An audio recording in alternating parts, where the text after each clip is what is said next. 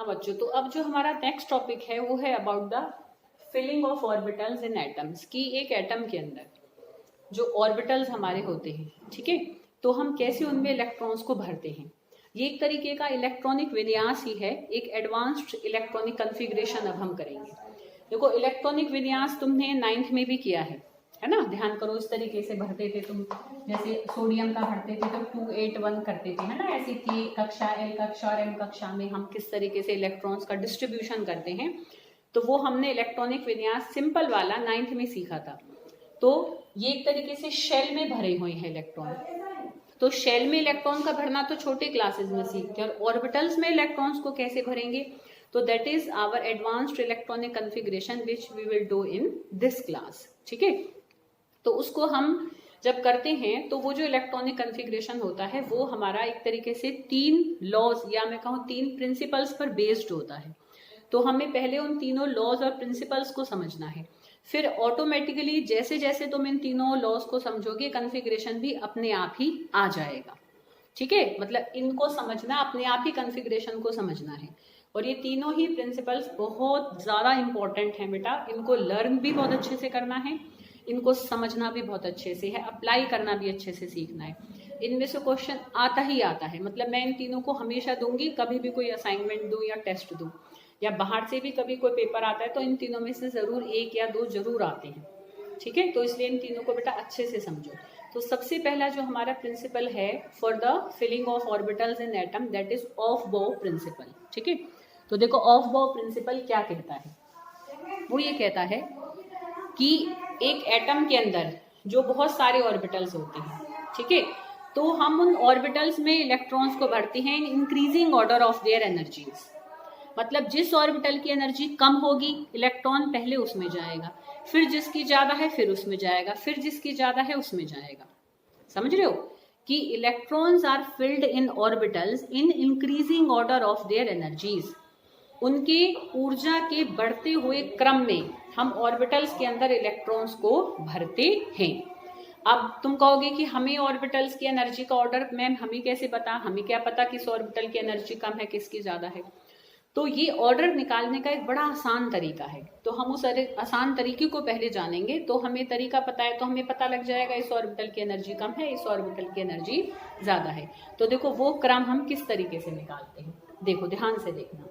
देखो हम क्या करते हैं, देखो बेटा ऐसे एक लाइन में ना तुम सारे एस वाले ऑर्बिटल को बना लो अपनी कॉपी में, भाई 1s 2s 3s ऐसे करके। भाई चाहे फर्स्ट शेल है, चाहे सेकंड है, चाहे थर्ड है, चाहे फोर्थ है, चाहे फिफ्थ है, कोई सा भी शेल है, सबके अंदर एस ऑर्बिटल्स तो होते ही होते हैं। ठीक है ना, सबके अंदर एस होते हैं। एम की वैल्यू 0 तो सबके लिए आती है। ठीक है, कोई भी सब शेल होता है चाहे। तो हम पहले इस तरीके से देखो सारे एस वालों को एक लाइन में बना लेंगे। ऐसे मान लो मैंने 7 तक बना लिया। ठीक है, फिर हम पी वाले एक लाइन में बना लेंगे। अब पी तुम्हें पता है यहाँ से शुरू होता है, 1p तो पॉसिबल ही नहीं है। वो ऐसा क्वेश्चन मैं तुम्हें करा चुकी हूँ। 1p क्यों नहीं पॉसिबल है, क्योंकि n और l कभी भी बराबर नहीं हो सकते। तो p जहां से शुरू है वहां से बनाना शुरू करेंगे। तो 2p 3p ऐसे 4p 5p 6p इस तरीके से हमने एक लाइन में बना दिए। फिर डी वाले एक लाइन में बनाएंगे। डी कहाँ से स्टार्ट होता है, थर्ड शेल से स्टार्ट होता है। ठीक है, तो डी हम एक लाइन में बना देंगे। 3d 4d एक 2 बार ही बनाना पड़ेगा बेटा, तुम्हें अपनी कॉपी में पीछे बना लो। तो फिर उसके बाद ये तुम्हें याद ही हो जाते हैं, ऐसे कोई बारी बारी बनाने की जरूरत नहीं पड़ती है। ठीक है, अब तुम कहोगे ऐसे एक क्यों छोड़ते जा रहे हो, बना लो तो भी कोई दिक्कत नहीं है, पर उनकी जरूरत नहीं पड़ती है हमें, इसलिए बेशक हम एक छोड़ते चले तो कोई दिक्कत नहीं है। ठीक है, बना लोगे तो भी कोई प्रॉब्लम नहीं है। ठीक है बेटा, मतलब आगे तक तुम कितने खींच लो, ये तुम्हारी मर्जी, कितना एक्सटेंड कर सकते हो उसको। फिर उसके बाद हम बनाएंगे एफ कहाँ से स्टार्ट होता है, फोर्थ शेल से स्टार्ट होता है, तो 4f, ठीक है 5f, इस तरीके से जितनी चाहो बना सकते हो। ऐसे एक एक लाइन में बना लिए।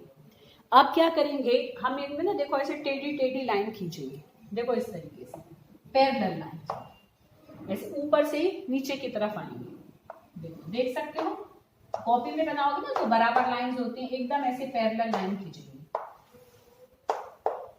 देख सकते हो बेटा, इस तरीके से ऐसे सीधी सीधी लाइंस, मतलब थोड़ी टेढ़ी पर स्ट्रेट लाइंस ऐसे खींचते चलो।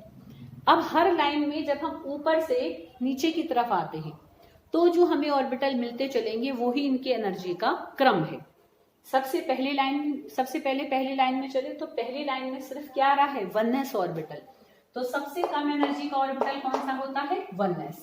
तो सबसे पहले इलेक्ट्रॉन हम किस में भरेंगे, 1s में भरेंगे, ठीक है। फिर अगली लाइन पर चले ऊपर से नीचे, इसमें क्या है, एक ही ऑर्बिटल है, वो कौन सा है, 2s। तो अगला ऑर्बिटल किस में भरा जाएगा, अगले इलेक्ट्रॉन किस में भरे जाएंगे, 2s में। सबसे पहले इलेक्ट्रॉन किस में भरेंगे, 1s में, फिर किस में भरेंगे, 2s में। फिर देखो तीसरी लाइन में ऊपर से नीचे चलेंगे तो पहले क्या आया, ऊपर क्या आया, ऊपर से नीचे चलना है, तो पहले ऊपर क्या है, 2p। तो अगली एनर्जी वाला ऑर्बिटल कौन सा होगा, 2p। 2p के बाद क्या आ गया है, 3s। फिर देखो अगली लाइन में चलो, क्या आया, 3p। फिर क्या आया, मतलब सीधा भी लिख सकते हो तुम, जगह नहीं है इसलिए मैंने नीचे लिख दिया। 3p के बाद क्या आया, 4s। 4s के बाद क्या आया, 3d। इस तरीके से हम एनर्जी का क्रम निकाल सकते हैं।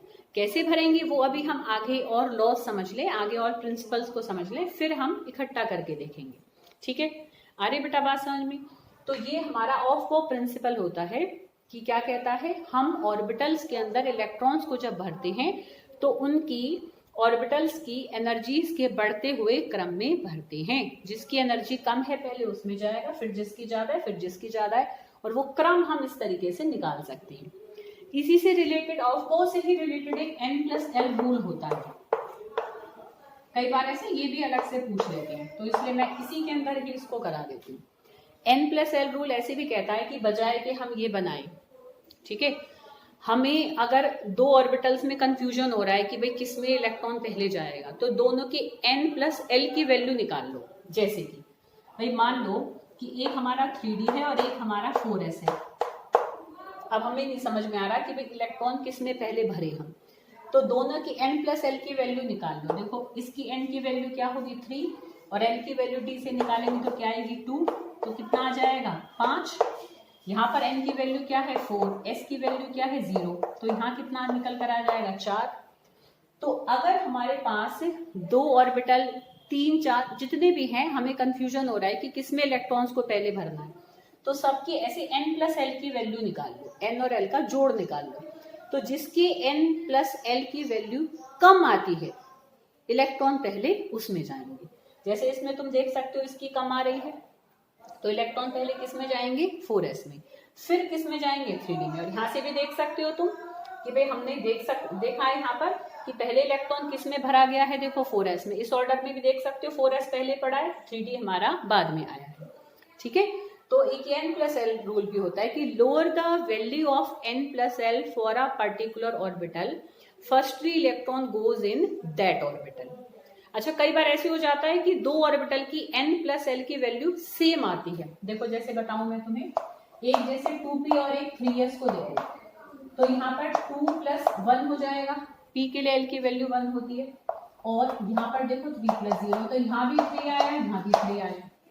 तो अगर दो ऑर्बिटल की n+l की वैल्यू सेम आ जाए तो फिर हम इलेक्ट्रॉन उसमें पहले भरेंगे जिसकी n की वैल्यू लोअर है, ठीक है। तो n की वैल्यू उसकी लोअर है, तो इलेक्ट्रॉन पहले 2p में आता है, देखो, फिर 3s में जाता है। तो ये मतलब एनर्जी से ही रिलेटेड एक रूल है जो हम अंडर द ऑफ बो ही कर लेते हैं, ठीक है। तो ऑफ बो प्रिंसिपल क्या कहता है, we fill the orbitals according to increasing order of their energies, ठीक है। और एनर्जी का ऑर्डर हम, ये तरीका सिंपल होता है निकालने का। फिर भी हमें जल्दी हो कि कहीं कैसे निकालें, तो हम उसका n और l का जोड़ निकाल लेते हैं। जिसका वो जोड़ कम आएगा, इलेक्ट्रॉन पहले उसमें भरा जाएगा।